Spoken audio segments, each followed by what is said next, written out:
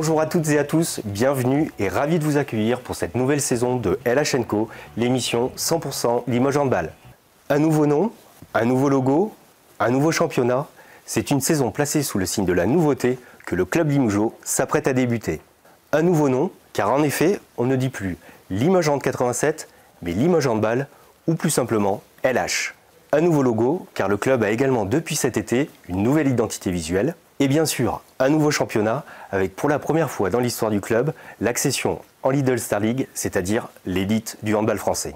Le LH va donc retrouver tous les cadors du meilleur championnat du monde et pour cette première de la saison, c'est une émission spéciale que nous vous proposons chez l'un des partenaires du club, Maison JB. Candy, merci de nous accueillir chez vous. C'est un plaisir. Mais tout d'abord, depuis combien de temps êtes-vous partenaire du Limoges Handball ? Ça fait 5 ans. Vous en êtes contente ? Ravie. Qu'est-ce qui a motivé votre volonté de vous associer, de devenir partenaire du Limoges Handball ? Eh bien écoutez, quand j'ai rencontré Alain Aubard et Stéphane Thomas, ils sont arrivés avec un projet qui était ambitieux et qui était abouti et on a suffisamment peu de projets qui se présentent à nous, donc ça a donné envie de les suivre en fait. Voilà. Et que vous apporte ce partenariat ? Écoutez, ça nous apporte de la visibilité et beaucoup d'échanges avec des partenaires et je pense qu'il est gagnant-gagnant hein, puisque je fais du business et ils ont des fonds. Est-ce que vous trouvez des ressemblances entre votre société, votre entreprise et le club du Limoges Handball ? Oui, bien sûr, je pense qu'ils le gèrent comme une entreprise, donc effectivement, avec des contraintes économiques, avec le besoin de satisfaire pour moi les clients et pour eux les partenaires. Vous associez à un club sportif de haut niveau, c'est important pour le développement de votre société ? Alors ce qui est important, c'est de s'associer à toutes les personnes qui ont un projet qui tire notre région vers le haut. Alors c'est un club sportif, il y a des associations, il y a des projets urbains, mais il faut s'associer et même à d'autres entreprises qui ont des projets qui amènent un peu tout le monde, c'est un cercle vertueux en fait. Une montée en Lidl Star League, est-ce que c'était important pour vous ou pas du tout ? Pas du tout. Alors c'est pas important, alors, on est ravis et très fiers d'eux et on espère qu'ils continueront. Néanmoins, quand on est d'un club sportif, on sait très bien qu'il y a des hauts et des bas et on sait que l'exigence c'est pas le résultat, l'exigence c'est qu'ils soient là pour nous et qu'on soit là pour eux. Donc on est ravis, mais si demain ils étaient plus à Lidl Star League, eh bien on serait toujours là. Vous l'avez un petit peu dit tout à l'heure, un partenariat c'est un investissement. Cet investissement pour vous, en quoi il est gagnant-gagnant ? Alors il est gagnant-gagnant parce que c'est un club qui développe beaucoup de moyens pour libérer la parole de ses partenaires. On a des soirées d'échange, donc chacun arrive à faire son business, parce que c'est ça aussi.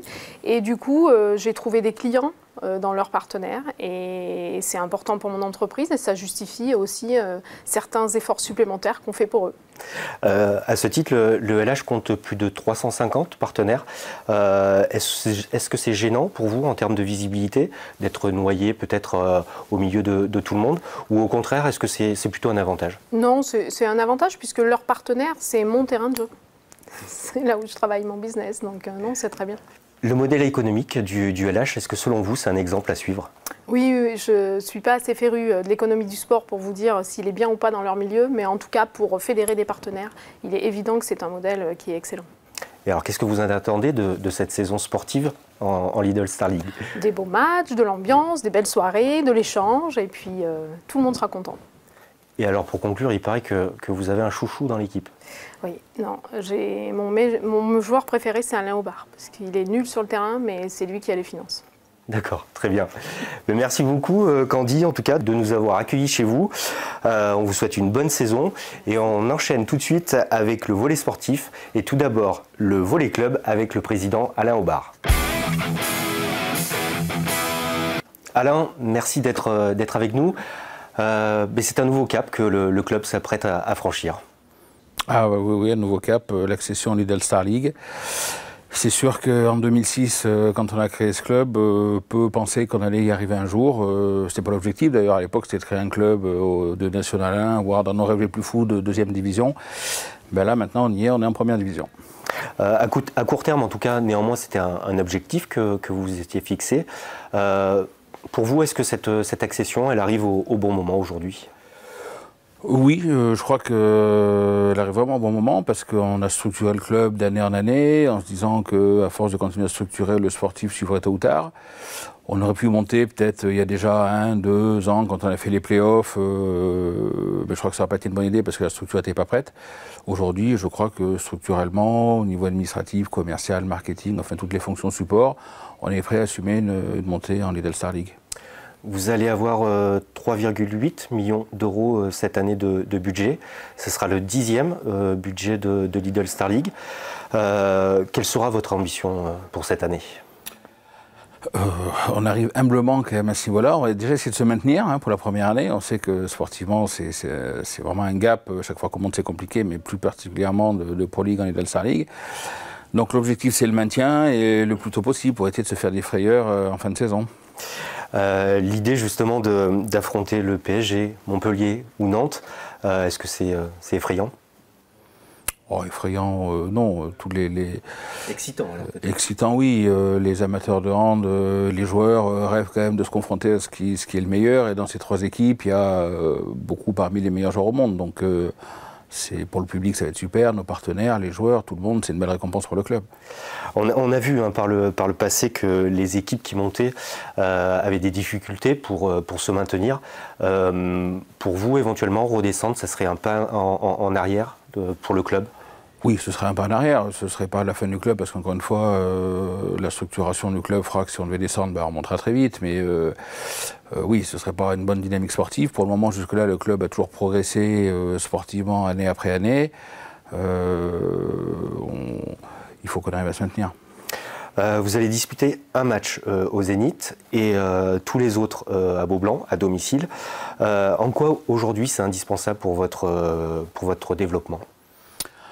Basiquement, sur le budget, le fait de jouer à Beaublanc, c'est pas neutre, parce que certes, il y a l'allocation du palais des sports à payer, mais enfin, c'est toute la billetterie. Les conditions dans lesquelles on joue jusque-là, dans la salle Henri Normand, qui nous a bien servi jusque-là, sinon on n'en serait pas là si on n'a pas eu cette salle, mais faisait qu'on ne pouvait pas vendre de place jour de match parce que la capacité était atteinte, on ne pouvait pas souscrire de nouveaux abonnés parce que c'était rempli de partenaires qui payent des places VIP à l'année. Donc là, le fait de jouer à Beaublanc nous ouvre de larges perspectives en matière d'abonnement, de vente de places sur les matchs. Je ne sais pas ce que ça a donné avec le virus, mais à chaque fois qu'on a joué à Beaublanc, on a fait le plein pratiquement, les années précédentes. Il n'y a pas de raison qu'on ne le fasse pas cette année, vu les équipes contre lesquelles on va jouer. Donc pour nous, c'est extrêmement important, parce qu'en termes de budget, ce ne serait pas la même chose si on n'avait pas Beaublanc. Votre accession et votre essor ont beaucoup fait parler, que ce soit localement ou même nationalement. Est-ce que vous avez l'impression d'être quelque part, d'être attendu au tournant ? Oh oui, on est toujours bien attendu au tournant, bien sûr. Parfois, on peut avoir le sentiment de déranger, donc je pense qu'il y a des gens qui seraient pas malheureux de nous voir redescendre et qui s'en feraient peut-être une joie même. Mais justement, ça nous motive encore plus pour y arriver. Et voilà, après, c'est le lot de toutes les équipes qui montent. On a une chance quand même dans le malheur du Covid, c'est que ça nous a permis d'apprendre à monter assez tôt dans la saison. Donc on a eu le temps de s'y préparer. Habituellement, les équipes qui montent le savent au mois de mai, voire début juin, c'est compliqué pour faire une équipe compétitive. Nous, on a eu la chance de pouvoir la préparer, cette équipe. Et aujourd'hui, elle vous plaît, cette équipe ? Oui. Alors bon, il faut voir sur la durée, mais ce qu'on a vu en match de préparation est plutôt satisfaisant. L'équipe progresse de sortie en sortie et on a réussi à battre en préparation des équipes de Lidl Star League, ce qu'on n'avait jamais fait jusque-là. Donc oui, c'est plutôt intéressant. Très bien. Merci beaucoup, Alain, d'être venu... d'être passé nous voir. On vous souhaite également une bonne saison avec le meilleur possible. Et on va enchaîner tout de suite avec toujours sur le volet sportif, mais un peu plus sur le terrain avec l'entraîneur Tariq Ayatoun. Tariq, merci d'être avec nous. Merci à vous. Dans quel état d'esprit vous êtes maintenant avant ce début de championnat ?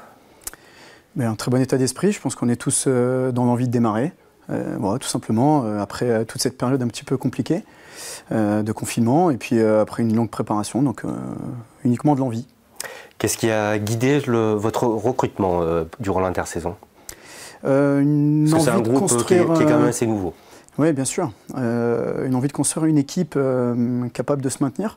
On a la chance que le club ait fait de beaux efforts sur le plan structurel et économique, donc qui nous a donné les moyens de construire une équipe qui, je pense, va réussir cet objectif. Justement, il y a quelques temps, vous m'avez confié que cette équipe, elle vous plaisait. En quoi elle vous plaît alors ? Mais elle me plaît. Alors, ça ne veut pas dire que les équipes d'avant ne me plaisaient pas.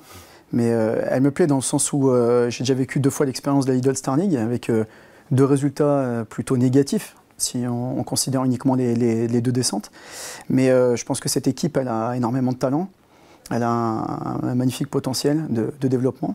Mais il va falloir continuer de travailler. Mais c'est surtout pour ça que je trouve que cette équipe, elle est vraiment hyper intéressante et qu'elle me plaît énormément. Avec des capacités sur chaque poste? Avec des capacités vraiment partout, parce que on a fait l'impasse peut-être sur le poste d'ailier droit notamment, où on a décidé de prendre qu'un seul joueur, de ne conserver en tout cas qu'un seul joueur, aussi avec le contexte. Mais on a des rotations de partout. On a aussi et surtout beaucoup de joueurs expérimentés et beaucoup de joueurs qui ne demandent qu'à jouer dans ce niveau de jeu-là et qui, je pense, vont avoir ce niveau. Et s'ils ne l'ont pas encore, vont l'avoir dans les semaines et les mois à venir. On sait que c'est important parce qu'il y a vraiment une marche importante entre la Pro League et la Lidl Star League. Oui, c'est un monde qui est complètement différent parce que beaucoup plus de densité, le rythme est complètement différent. Il ne faut pas oublier qu'on joue aussi une grande partie des meilleurs joueurs du monde. Et en termes de puissance, en termes de vitesse, tout est différent. En termes d'intelligence de jeu aussi, sur plan tactique également. Donc effectivement, c'est vraiment une autre, je dirais presque une autre planète. C'est vraiment un niveau d'écart énorme. 6 joueurs ont fait leur arrivée durant l'intersaison. On va les rappeler: Julian Emonet, Dragan Gajic, Martin Lindel, Igor Zabic, Romuald Collet et Yoav Lombroso. L'apport de ces recrues correspond-il pour l'instant à vos attentes? Oui, bien sûr. Alors après, ça fait déjà 10 semaines, mais en même temps que 10 semaines, parce qu'on a eu une période de préparation qui n'est pas simple. Mais je dirais que pour le moment, les recrues font le travail qu'ils ont à faire. Il y a aussi encore du temps à leur donner, parce qu'il faut quand même un certain temps d'adaptation. Pas forcément évident, notamment pour les joueurs qui sont étrangers, qui ne parlent pas la langue, mais ils font énormément d'efforts. D'ailleurs, en ce moment, ils sont en cours de français. Donc beaucoup d'efforts de fait de la part de tout le monde, que ce soit les nouveaux mais aussi les anciens, qui font en sorte de bien intégrer les nouveaux. Et donc c'est aussi pour ça que je dis que l'équipe me plaît beaucoup, parce que la vie de groupe est vraiment, vraiment top.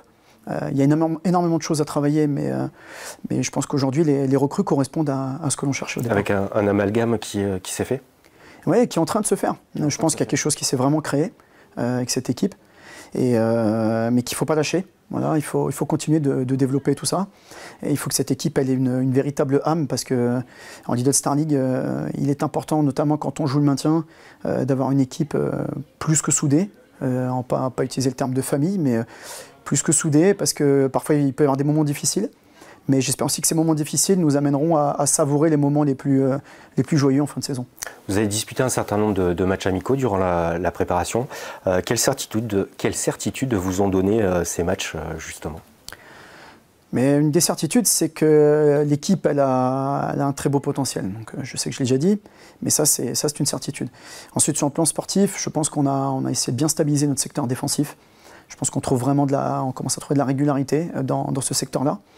Et ensuite, je pense qu'on a franchi un vrai cap par rapport à l'an dernier sur le jeu grand espace. Je pense qu'on est beaucoup plus performant dans ce secteur-là. On met plus d'impact, on est plus incisif. On peut toujours faire mieux, mais je pense qu'on progresse énormément dans ce secteur-là. Et dans la fluidité du jeu en attaque, on a également franchi un cap, je pense. Et j'espère que ce sera de mieux en mieux avec les affinités qui vont se créer petit à petit. Un dernier mot, collectivement, ça va être votre première expérience à ce niveau-là. Et c'est un long marathon qui vous attend. Ça serait quoi la recette idéale, selon vous? Malheureusement, si je la connaissais, je pense que tout le monde l'utiliserait. Mais non, je dirais plutôt que moi, je suis plutôt dans ce qu'il ne faut pas faire. Voilà, ou en tout cas, essayer d'éviter. Mais je dirais qu'il faut essayer de maîtriser tout ce que l'on peut maîtriser. Le plus possible, mais au-delà de ça, je pense que la qualité des joueurs que l'on a aujourd'hui fait qu'il faut être optimiste par rapport à ce qui va se passer dans cette saison. Et maintenant, la recette, on essaie de construire la nôtre, avec notre personnalité, notre philosophie, et en espérant que cette personnalité, cette philosophie nous permettent d'atteindre nos objectifs de maintien. Très bien, merci beaucoup Tariq. Merci. On croise les doigts pour cette saison et on vous souhaite le meilleur. Très bien, merci. Voilà, cette première émission de LH & Co est terminée pour cette semaine. Merci à tous de nous avoir suivis. On vous donne rendez-vous vendredi pour suivre en direct sur lopopulaire.fr la première rencontre entre Nîmes et le LH. Et on vous dit à très vite pour une nouvelle émission.